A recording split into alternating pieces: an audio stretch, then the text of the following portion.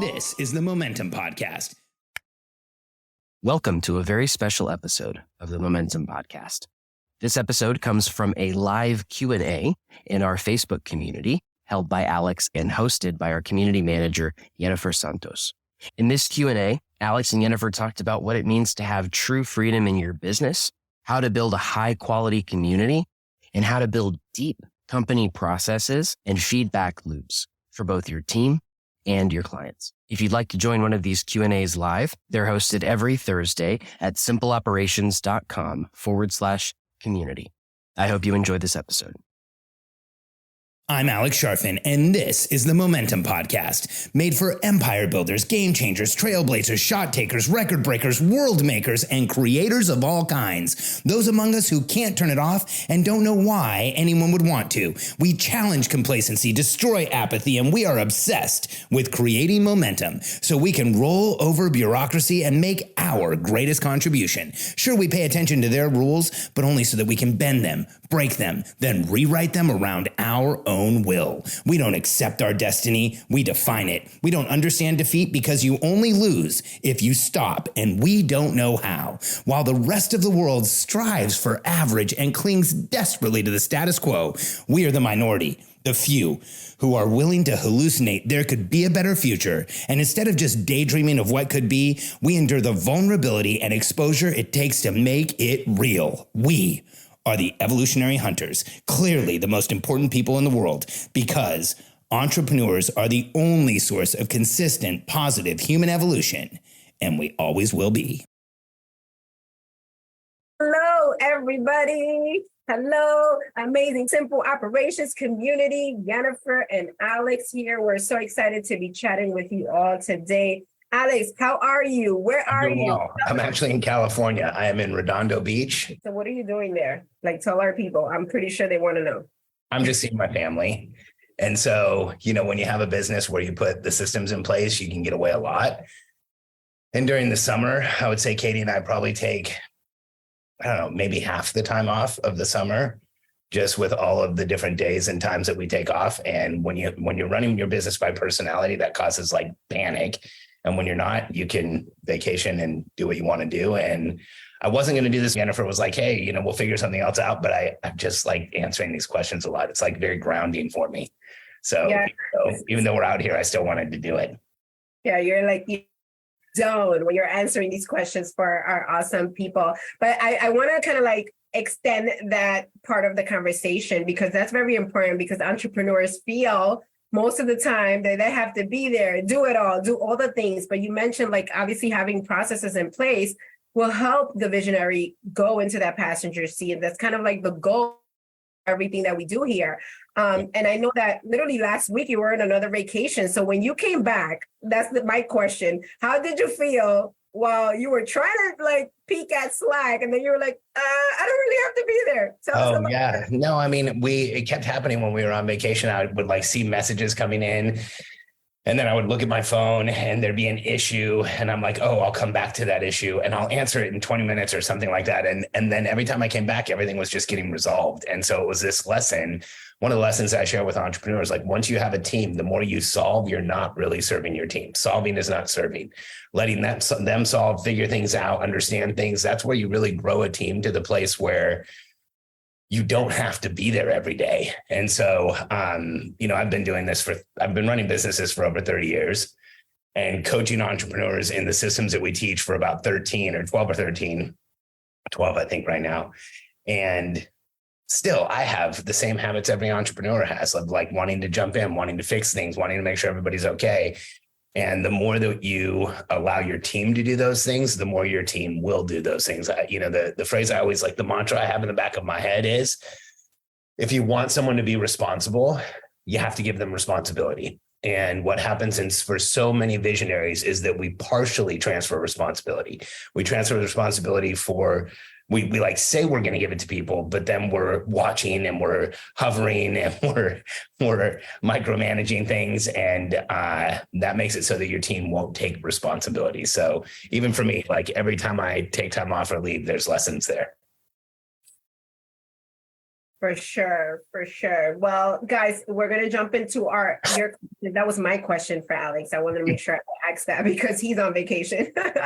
And last week that was a conversation in one of our team meetings. We talked about that, like how you were so grateful that these processes are in place that allows you to spend time with your family, allows you to take this time off and not have to worry that the business is going to burn down or something like that.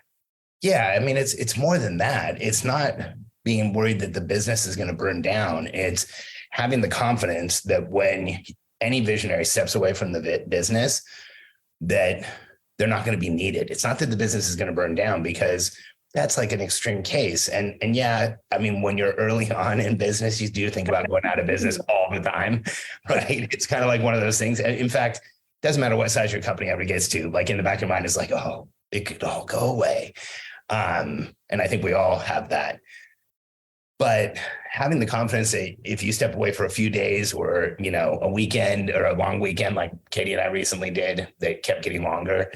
We intended to go like Friday to Tuesday. And I think we went Friday to Thursday. And next week 2 weeks from now, I go to Costa Rica for 2 weeks. And I'm super confident that if anything comes up that's really important, I'll get a text message. But other than that, because we have process in place, because there's a structure, because I know how we execute as a team, I don't have to be there. I was in Canada recently, and this really well-known, somebody who I admire, somebody who I really respect, a woman who runs a really successful company, leaned over to me, and she's doing extraordinarily well. And we were writing down what's the biggest question you have in your business. And I kind of just like in school, I was reading her paper. And she wrote down, how do I grow my business without losing my shit or something like that? It was very close to that. And I leaned over and I was like, hey, I can help with that. And I recently talked to her. I think she's going to join our membership. But I said, I can help with that and she said, how do I, and then she rewrote the question, or maybe it was the original question was, how do I trust my team so I can step away? And I told her, outside of a process, we won't trust our teams. It's not until we have an operating system in the business and we plan forward, we execute with our team, we consistently see it working. The more consistent that it's working, the more that system, that process of seeing it work over and over again creates the trust. And I think so many visionaries, so many entrepreneurs, I have to take a deep breath, because I remember when I ran a business like this where I felt like if I stepped away for even a minute, everything fell apart. And the reason is because it did.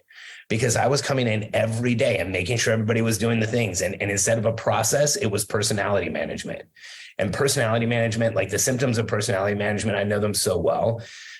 Your to-do list never ends. You don't feel like you can get away. It's death of 1,000 paper cuts. It's like questions, gotta minutes, clarifications, approvals. Like you're basically the hub of everything going around and through the business. And you might get to the place where it's like, oh, I finally broke off sales, but now everything but sales is going through me for the business. And that is because your team is accustomed to you using personality management to manage the team. And when you make that transition to having an operating system and you go from personality to process, that's when you can step away. It's dysregulating. It's funny. So often I get calls from entrepreneurs using our systems and they're like, okay, I'm having anxiety because the business doesn't need me anymore. And so it's dysregulating to get there. But once you adjust in and you realize, hey, this is why I started a business. I wanted freedom. I wanted time, location, freedom to do what I want. And I didn't want to be running it day to day. And you can adjust to the disorientation of not being needed constantly. It's just a totally different way to live. I always tell entrepreneurs, you can't have it all. There's too many people out there saying that the only way to grow a business is through some massive level of sacrifice of your family, your relationships, your health, your body, your sanity.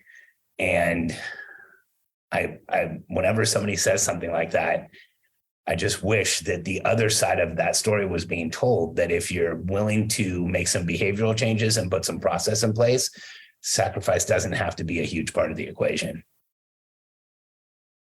Mic drop right there. So good, because it's so true. It is so true. Okay, I see we have some people jumping on the live. If you're here live, let us know where you're tuning in from. If you're watching the replay, let us know as well. Alex, we have a question from Michelle. She said this is kind of like a 3-part question.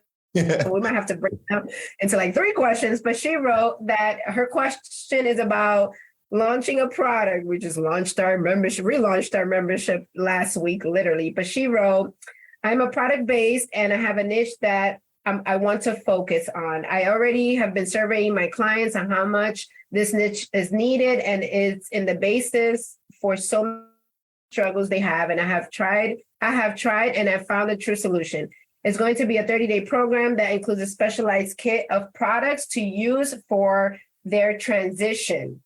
I have several questions with that. So number 1, it says, how do you figure out what's the best name for your program? I'm going to let you answer them one by one, but what do you think about that? So I think when it comes to naming a program, I've made the mistake way too many times of going for like now I can't remember what it's called, but like high concept names, I'm going to get a really high concept name, like this cool name that's going to make everything so cool. And it's made everything confusing. The most successful product that Katie and I had online of selling products, and this goes for, it doesn't mean just online, but this is for e-commerce, for anything else. If you can find a name that indicates what the product does, it makes life so much easier. So as an example, ClickFunnels, you click and you get a funnel. It's ClickFunnels. And we had this product in the distressed property market, certified distressed property expert. So we had a designation where you became a certified distressed property expert. I was just about to say, that's the product that with Katie and I did about somewhere around 70 million in about 6 or 7 years. And it was because the product told you what it was doing. Our member, Benzian Sadigursky, one of the most brilliant entrepreneurs. I just love talking to him and how he thinks. He has a product called Loop Lasso.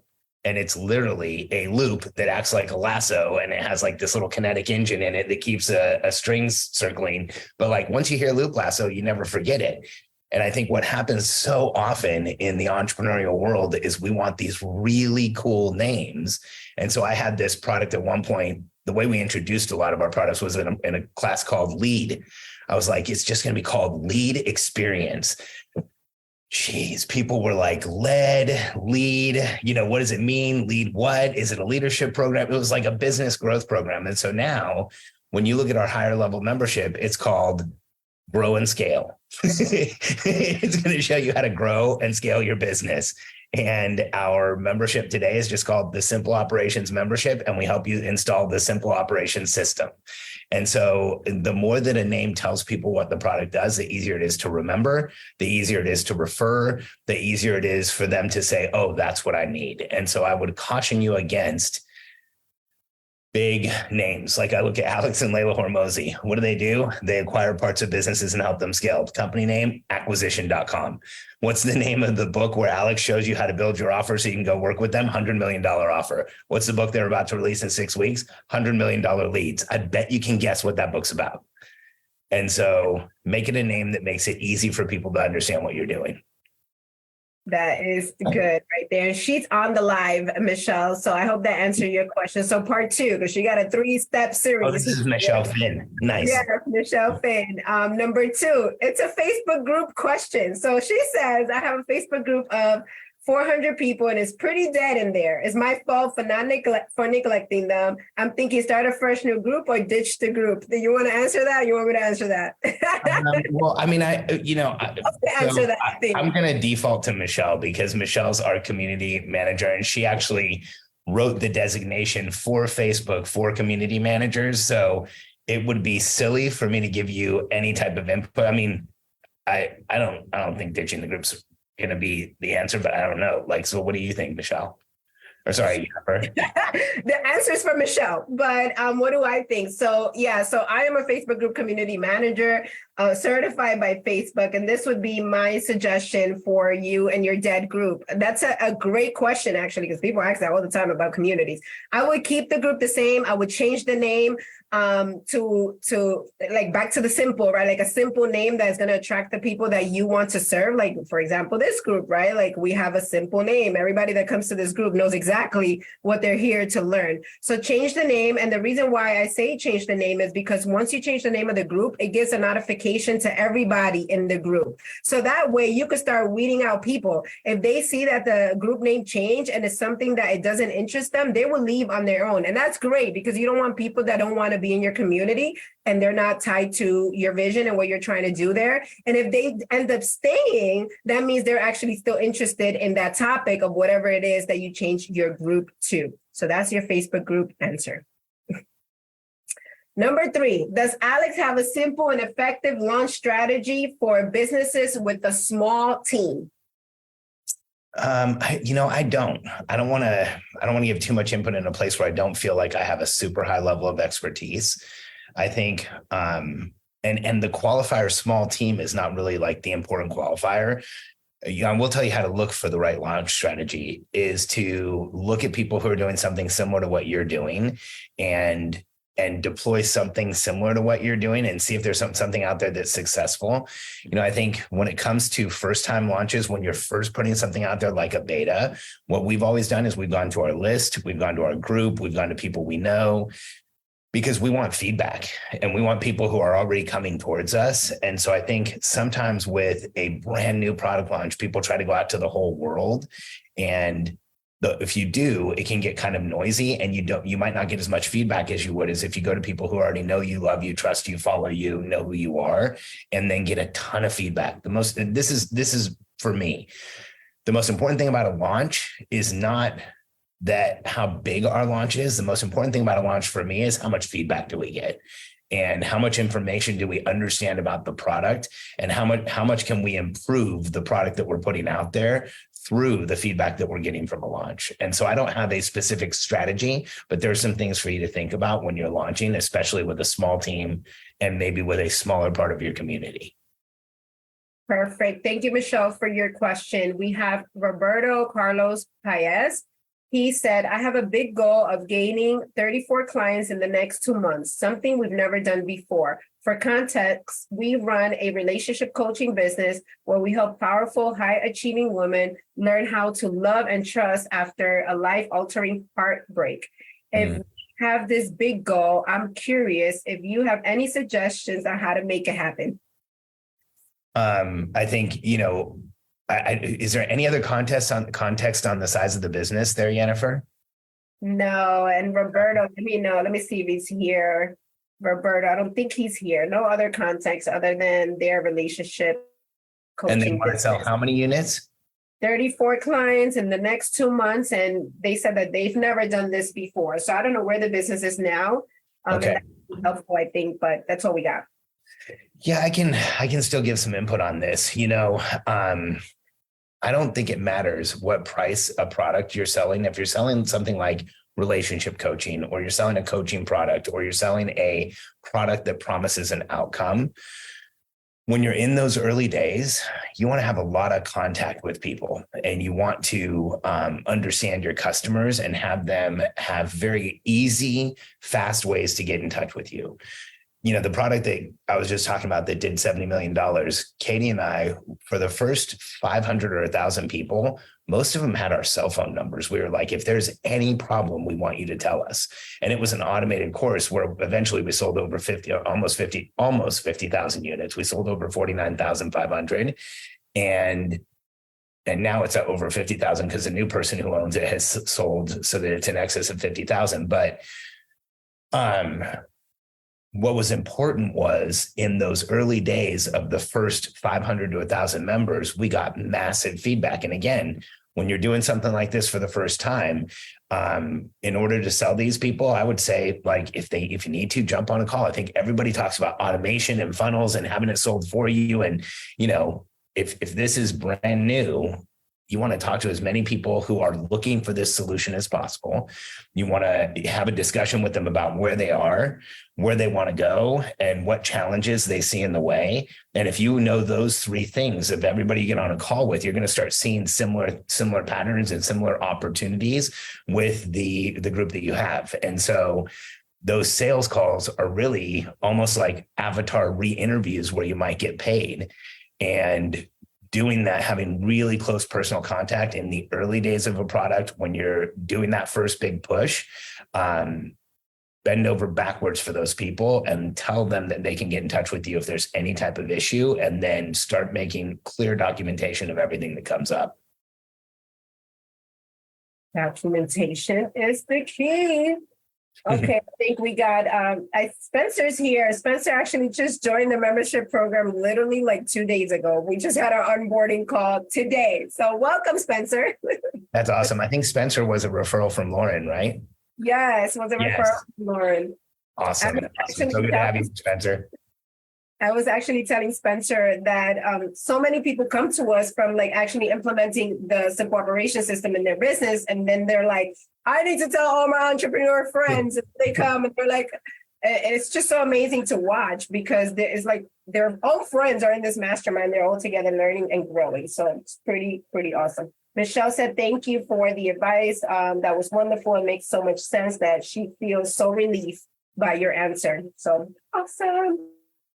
Michelle, let's see. Do we have any other questions? Spencer said that Lauren rocks. Yes, she does. She's awesome. Lauren is absolutely amazing.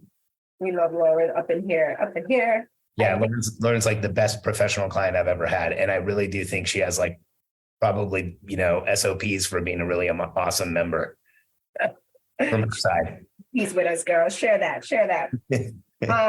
Oliver's here too. He's part of our membership. Hi, Oliver. How are you? Okay. We actually have Kyrell here. Kyrell is the operator for Spencer. So he just jumped on the live and he actually has a question here. Okay. Let's see what he put here. Hi, I'm the operator in training. I love that, operator in training, working with Spencer. Happy to be here. Are the modules on how to document what you're learning for customers? Okay, I think we need a little bit more explanation on that, Kyrell. If you can elaborate on your question.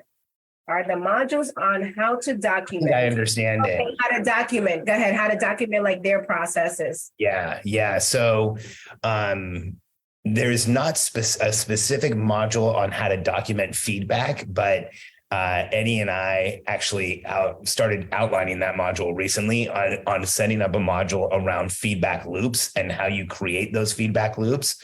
So in the absence of a module, let me give you some pointers that were really helpful to us and remain helpful to us today. So first thing is, I want all of the feedback to be going to the same places if we can. Like, people are going to give you feedback in Facebook and Instagram, and they're going to text message you and email you. So the first thing we try and do is on the way in, we train all of our members that they can email support at Simple Operations. They can go to our member Facebook group, and they can jump on our support calls. And so we know where they're going to be going for support. And so we redirect them from however they originally contacted us, because a lot of times it comes through social media or through an email or through a friend or a text message or, a group message in Messenger or any of the other places I mentioned. And so we redirect them now so that things are coming into 3 different places. And in those 3 different places, when things come into our support email, they go into a program called Help Desk. And there's a ton of different programs out there like that. We just chose Help Desk. And that way we can inventory and understand what those things are. And then we tell people to post in the Facebook group and we can inventory and see exactly what those things are. And then we have 3 live calls a week where our members can get support. And somebody's hosting, when I'm hosting those calls, Yennefer's making sure she knows what all the questions are. And so then we can take all 3 of those different sets of data, combine them, and we can see like, hey, is this one person that was confused on something, or are a lot of people getting confused around this? And, we can start saying there's this issue that comes up over and over again. And so we're looking for those. And anytime we find one of those, it's okay, like, what's the solution? Do we need to shoot a video? Do we need to change a module? Do we need to put something in place so that the customer really feels like they're being carried from one interaction to another? Like, I obsess over that. And so I would recommend you look at consolidating your feedback loops and putting them all into the same destinations if possible. And that'll really help you understand what's going on with your members. And then as far as a module on building process, because this is a process in our platform, there is, in your situational courses, there's a module called, is it still called Deep Process, Jennifer? I think it's called Deep. We have it open because I did share that with them on the onboarding call. We have it called Building Company Processes. See, even easier. So I had the really confusing name of Deep Process. That's what it was. And then Jennifer went in and was like, hey, this is just building company processes. So you can totally check out that module, and it will give you an overview on how to build any process. And then you can use that overview in order to build your customer feedback loop process. And he wrote in the chat that's exactly what he wants to learn. Systemized feedback loops is exactly what he wants to figure out. So I am so grateful that answered your question, Kyrell. Welcome to our membership. Thank you so much. Let's see if there's any other questions on here. I think that is it for today, Alex. How can our members in our community get on a strategy call with our team? How about we talk about that? So any member of our community any member of this community, if you're interested in getting on a call with our team, you can go to simpleoperations.com and use the link on the homepage, and there's a short survey, and then you'll get a calendar to set up a call. And those calls, we call them strategy sessions, because here's the goal of the call. We really want to help you understand kind of what I was saying earlier, like, where is your business today? And probably ask you questions that you haven't been asked in a while, or maybe you've never been asked. And where do you want your business to go? And we will assist you in getting really clear on that. Like, so many people have told me these calls, even though it's an interaction where, we have a product offer for sale. So many people tell me that, like, the 1 hour strategy session is like a consulting session, because we get you clear on where you are, where you want to go. And then we have trained our team, and we have a process through which we ask the appropriate questions so you can discover all the bottlenecks and friction and challenges and anything that's in your way. And so, if you get on that 1 hour strategy session with us, from the beginning to the end, you will have a different perspective of your business and have a lot more clarity. And then if our solution is right for you, we'll share it with you. And if we feel like there's a better solution out there for you, we will share that with you as well. So it's simpleoperations.com. Click right there on the button on the homepage and jump on a call with us. I can't wait to chat with you guys. We have 2 more questions that popped up, and I want to make sure we get to them. Let's do it. It's always when you say there's no more questions, and then we get more questions. Yeah, we have 2 more. So this is for Akram. He says, any thoughts on building the brand when you have 2 visionaries or a co-founder? Build 2 personal brands, or build a business brand, or build both? That's the first question. And the second part to that says, if we're pushing to get more clients at the moment, which are brands that are between $1 or $3 million, that's their avatar, how important is it to build a brand simultaneously? So should they do the personal, business, both? Yeah. What are your thoughts on that?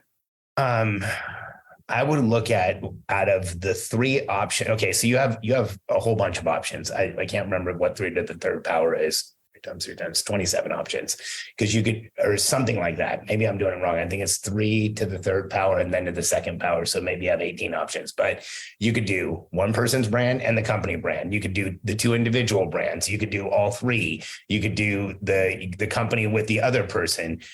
Maybe there's not as many options as I thought, but doesn't matter. Here's what I would recommend if you're just getting started, is that you pick an outcome and focus everything on that outcome.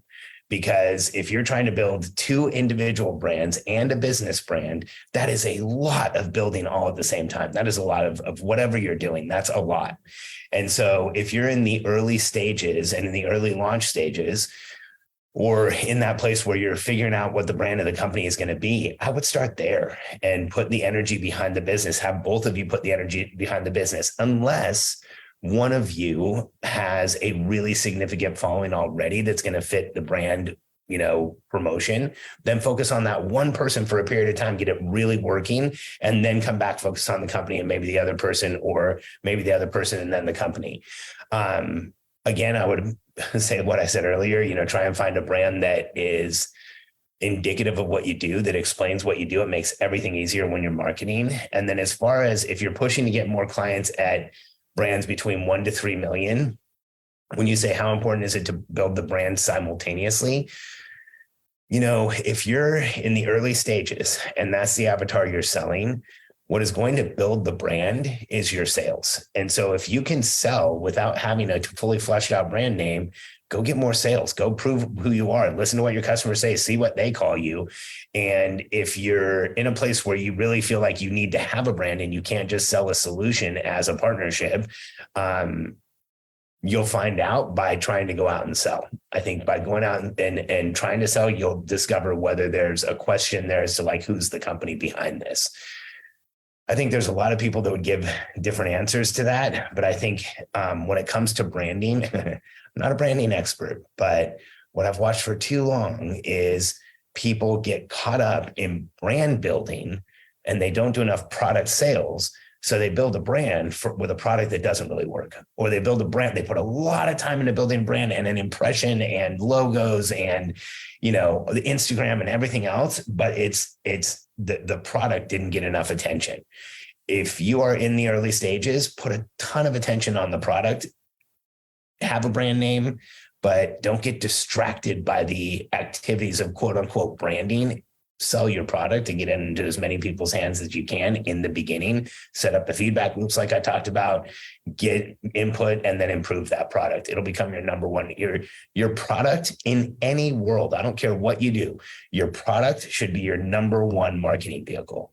Because it's so good, people can't help but tell their friends about it. Like Spencer Wright, who's on this live, was referred by Lauren Tickner, who has referred a ton of people to us because she came into our product and the product's so good, she can't get on a call with entrepreneurs and they go, hey, how are things going? And she just ends up having to talk about how much her life has changed because she's in our product. That is invaluable when it comes to sales and when it comes to anything else. Like when you've got one person telling another person about a brand, that's how you build a brand that is indelible. I love that. That was a great question. Thank you for asking that. Then we have for Jeremy, what recommendations do you have for software to create a dashboard for the core functions of your business? Jeremy, this comes up so often, and I think that there's this entrepreneurial dream we all have where we will get up one day and we will pick up an iPad and we will, Tony Stark into it and like give it our thumbprint or whatever you do now, your face ID. And we're going to have this perfect dashboard for our business that shows us exactly what we need to do. And it's like all the things we need to see. And I can't tell you how many members I've had, how many clients I've had, how many friends I've had that have been on this pursuit for years. Like they're going to build this perfect dashboard. And I just don't think that software exists. Here's why. As the CEO of a company, there are multiple inputs you need in order to understand how to manage that business. Now, numbers are an important part of it. And, I think when you look at like your web data and your metrics there, you should go look at Google Analytics. And, can you pull some of those into a spreadsheet? Sure. Can you pull them into a software program? Kind of, not as well as just going into Google Analytics. And when it comes to your CRM software, going into the CRM software and looking at the numbers, can you pull some of those into a spreadsheet? You can, but not as good as signing into the software. So I would, and the software changes and shifts and the numbers you look at change and shift. And so what I would recommend is you pull some stuff into a spreadsheet, get used to it there, figure out how you want it, have somebody on your team pull it each day. That's what we do. And then eventually we might put it into some type of software that consolidates it automatically. but I don't want to take the time to do that right now because so much in our business is shifting and growing and changing and moving in a different direction. And when it comes to making decisions in a business, the thing that makes me really uncomfortable and what I caution against for our members and for the people that I work with directly is don't get so caught up in just looking at the numbers of the business. The numbers of the business are important, but what happens is as entrepreneurs, when we look at the numbers, we feel like we're done. But when there's a decision-making process, we have what we call the CEO toolkit or the CEO dashboard. And it's all the things you need to make decisions in the business. And let me explain what that means. So first, you need to have a strategic plan that tells you where to allocate resources and where you're going to spend your money, what you're going to invest in, what you're going to be doing as a team.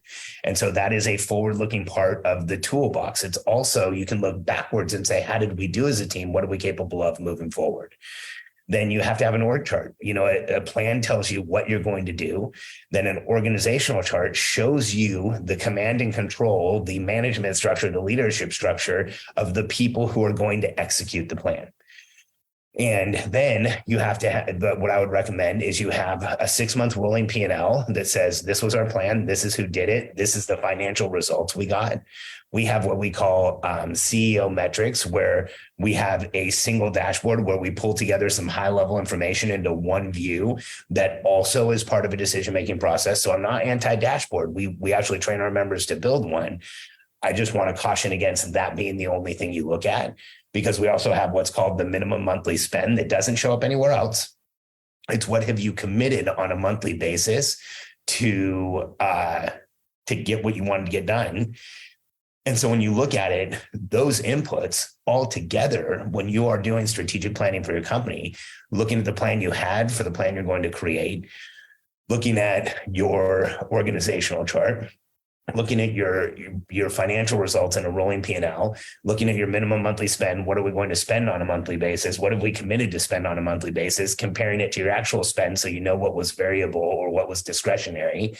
And then looking at your CEO metrics, that high level scoreboard, that together for me is the dashboard we look at. It doesn't fit on one page. In fact, you have to have multiple tabs open. But as a CEO, if we're not taking all of those inputs, once we're building a team and we're just looking at data, we're looking at data in a vacuum of everything else. And so that's why we train the process that I just shared with you. So I put in the comments here, I was like, company dashboard is in our program. Let us help you build one. Let us help you build one. Okay, so Kelsey's on here. Hi, Kelsey. She wrote SOS member here. SOS is like having an operational dream team in your business. Step by step, you follow the process and always know what your next step is. And then when emergencies happen, you have a whole team. You have Alex, Katie, Eddie, John, Jennifer, in your corner to help you solve them. Oh, thank you, Kelsey, for sharing that. We love to have you on our membership. You are a rock star operator. Everybody needs a Kelsey. Okay. All right, we have another question. Another question. Honoring. Okay, we have like the highest amount of members in our lives since the last 3 lives. So that's amazing. Awesome. Honing in and is the best way. Okay, what is the best way to get in front of these business owners outside of just trying to tap through our existing network? Any suggestions? So this is Akram when their target market is the people that have businesses between $1 to $3 million, and they help people with their brands, growing their brands. Yeah. So Akram, when you're looking at $1 to $3 million businesses, that's the same population we work with. And it's a difficult population to identify because only 3% of businesses will ever get to $1 million a year. And so what I would recommend is that you look in your network for where do people have similar markets to yours? Where do some people have similar avatars that they have? And do they have memberships or do they have products that they've sold? Who already has a population of these people that you can access through working together with somebody that knows you and trusts you. And that's for us, that's been the most effective way to find that avatar, to find $1 million plus business owners. because $1 million plus business owners are successful. They don't tend to do a lot of the things that the average entrepreneur would do. They tolerate a lot less. They spend less time on social media in general, not always, but in general. And so finding partnerships and finding introductions is really something where I would put a tremendous amount of focus. Thank you for the question. And then we will wrap up with Oliver. He shared, some insights here of what he loves about the SOS system. Nice. I love praise. We love the praise. We love to help you guys. Okay, he wrote, 1, access to an incredible community and consulting from truly veteran and experienced entrepreneurs such as Alex, Katie, Jennifer, Eddie, and the other epic people on the SOS team. And then 2, he put the actual system, which is definitely a big lift to install. However, it gets installed. The investment, the evidence is installing it and pays dividends over time. And I love what he shared here in the bottom, because he said the key word is simple operation system, not easy operating system, but once it's installed, it is powerful. Boom. Yeah. Like, what I always tell entrepreneurs is, people ask me how difficult is it to get this up and running? And realistically, to install our system, we always work with an operator and the entrepreneur. And realistically, in your first few quarters with us, for the operator, it's going to take probably 4 to 6 hours a week. And for the entrepreneur, somewhere between maybe 3 and 4 hours a week, including meetings with your team. So we're going to put a system in place where you have really targeted interactions rather than meetings with your team. You have really effective interactions. So there's a lot less of them, but they are hyper-focused and clear, and everybody knows what's going on. So everybody in the room can win. And we'll show you how to install those in a way that creates massive momentum in your business. And so including the time with your team in those interactions, which reduces the amount of interruptions and connections and time that you have to spend with your team outside of those. That's the time we're talking about. It's about 3 to 4 hours for the visionary and about 4 to 6 hours for the operator. We have people come in that put in 3 or 4 times that much, and they do it much faster and see results quicker.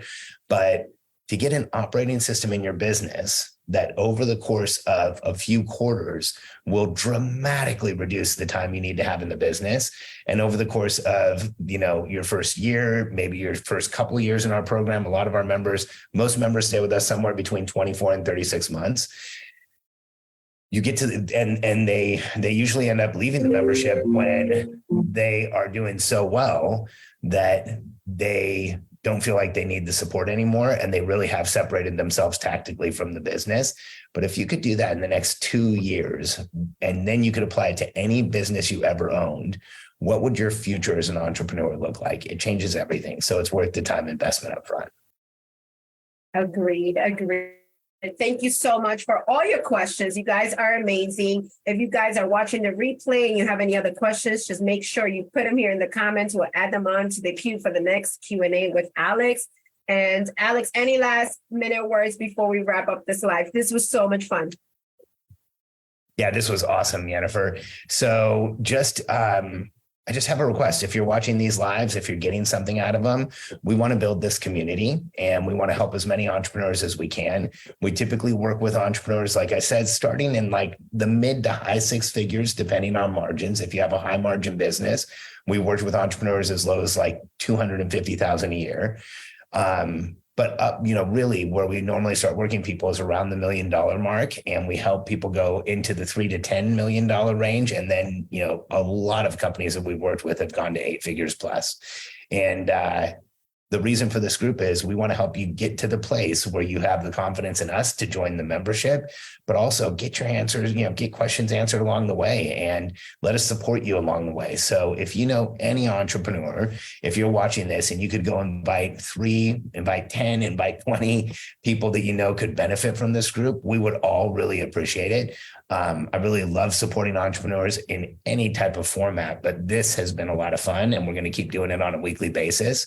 And even when I'm out of town and on vacation, my team will be doing it and you'll get to interact with them and get really high strategy answers from a team that lives in our system and from a team that has a ton of experience in business. And I want to add to that, like also like when we say like live in our systems, like we use these processes for our, our meetings, our cadences, our strategic planning, the annual planning, the quarterly planning. We use everything that we teach inside of our membership program. So I'm excited for those sessions. Those are coming up soon as well. You'll be chatting with the coaches on our team too. So Alex, thank you for being here. Thank you for taking time out of your day. Go enjoy your vacation. You don't have to worry about anything because you have processes in place and a team that you're confident about that they're going to go and execute, and you can go spend time with your family. Thank you so much for being here. Thank you, everybody, for being here. We're so excited to continue to come and do these, and we'll see you guys on the next one. Bye, everybody.